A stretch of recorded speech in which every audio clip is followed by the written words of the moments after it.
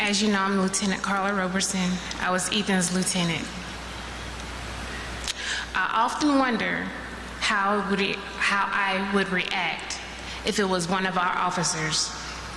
You see many times where officers lose their lives and you pay your respect and you move on. The move was easy because you didn't have any ties to them. You didn't know them. All you had was the family, colleagues, and the community that talked about them. But this right here, I'm having a hard time with. And I'm sure you guys are as well. How do you prepare for something like this? Although we go through numerous trainings, we've never had a training to prepare us for death. I think it's something that we'll never be prepared for.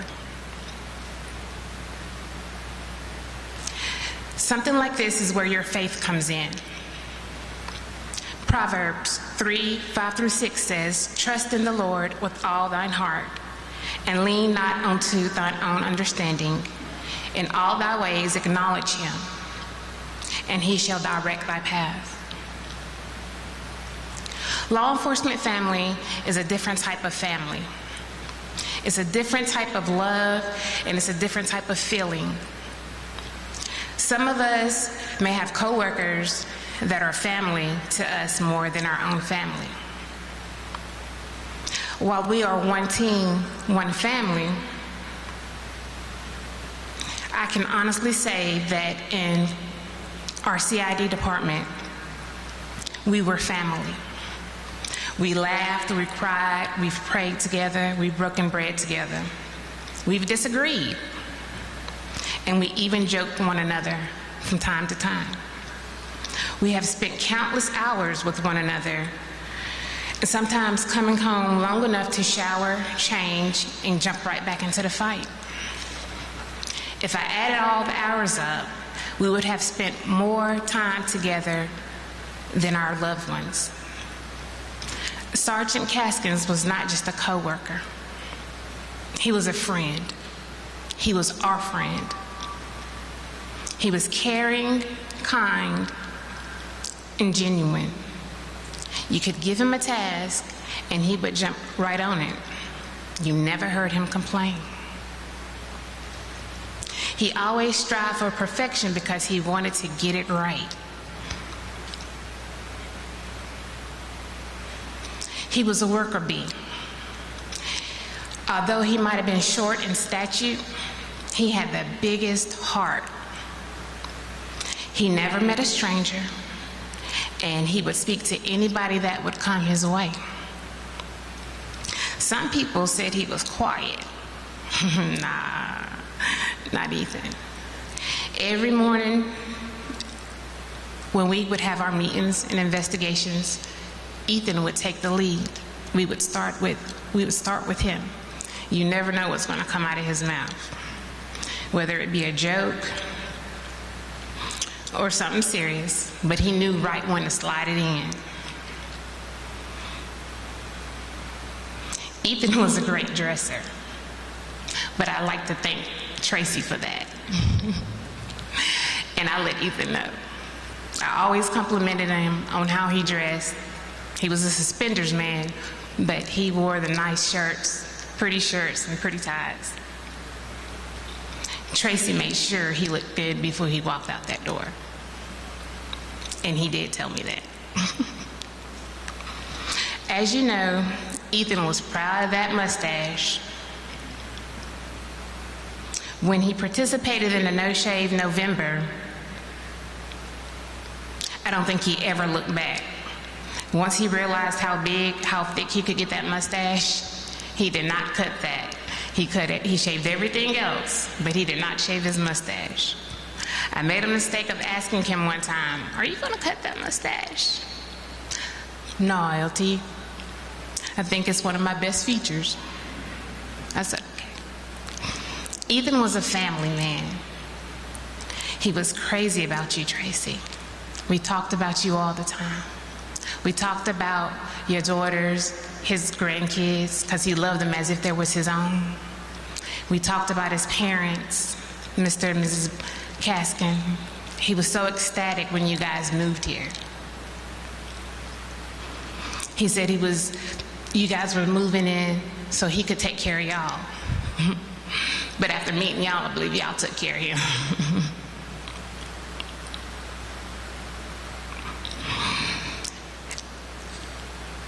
Every time he talked, you could see that big smile up under that mustache. Not only did Ethan care about his family, he cared about his work family. And it showed. If he knew you was going through something, he would check on you. He would know just the right thing to say. He'd sometimes catch you off guard. And sometimes he'd dance. But he couldn't do that. But it was funny. And it made you forget in the moment of what you was going through. I remember one time when I was going through something with my mom.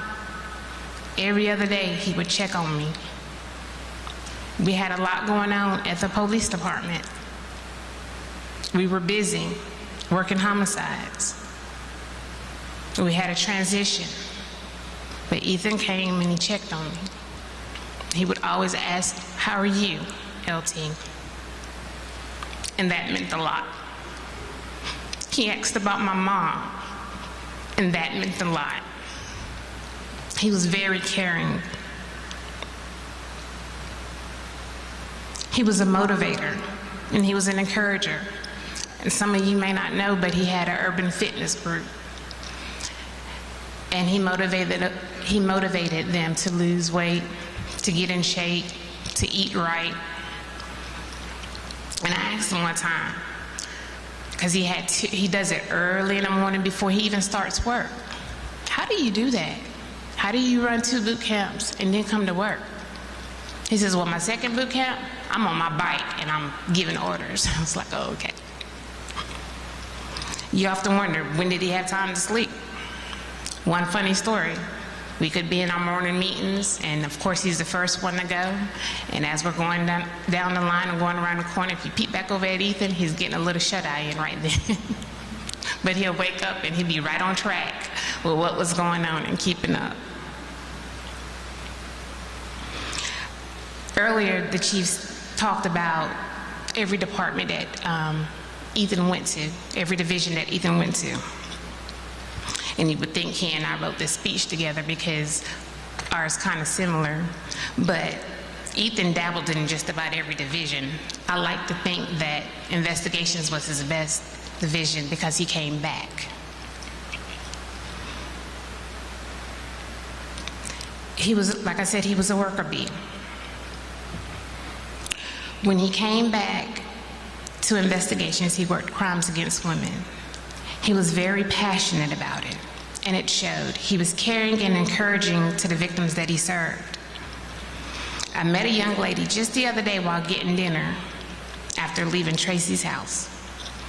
And the cashier expressed her condolence. And she says, I know Sergeant Kaskins. I said, oh, really? She said, it's a tragic what I heard, and I just want to express my condolences to the family, and I know the PD is hurting. But I met him years ago, and he helped me get out of an abusive relationship. He was the sweetest man. I said, that's Ethan. That's Ethan. She went on to say that she would keep the family in her prayers, as well as the APD family in her prayers. As a mother, you often wonder, when your children grow up, did you get it right? Did you do what you were supposed to do as a mother? Miss Deanna, look around. That you do not have to worry about. Ethan had a lot of love to give. You did right.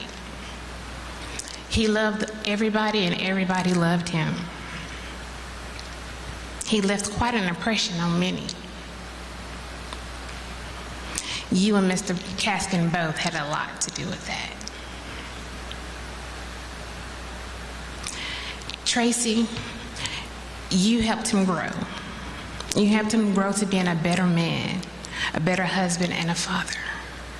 He truly loved you. Not only speaking for CID, but the Anderson Police Department, City of Anderson, and County of Anderson as well, we want to thank you for sharing Ethan with us. He will be greatly missed. Rest in heaven, my brother.